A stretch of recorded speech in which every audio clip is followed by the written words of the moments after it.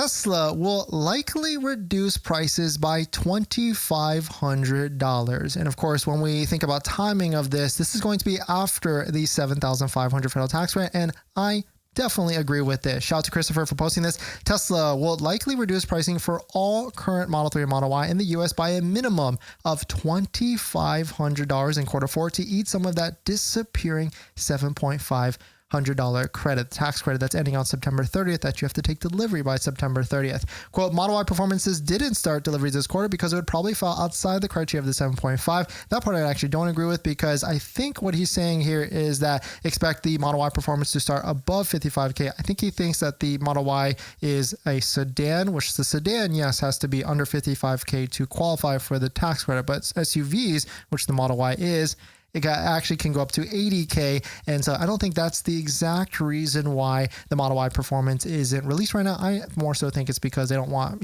to confuse people, distract people, when really what they want to sell is going to be all-wheel drives and rear-wheel drive Tesla Model Ys at this point. But I do wholeheartedly agree with this. I do feel like after the $7,500 federal tax credit ends, Tesla is going to have to figure out how can they build that value, whether it's just straight up giving a discount like this, or is it going to be other things like, adding free supercharging, full self-driving temporarily, or waiving some of the other options, or maybe giving a free charger install or a free charger. I mean, they're already doing free mobile connector. What if they layer that on with a lot more, or 1 to 3 years of free supercharging at that point? So I could certainly see it going in a lot of different direction. Let us know what you think is going to be the prediction, because we are 45 days, 50 days at this point out. It's going to be here a lot sooner than we think. And what layers on top of that is Q4. It's always the most craziest in Q4 because Tesla has to hit their yearly number, or maybe they don't. Maybe they are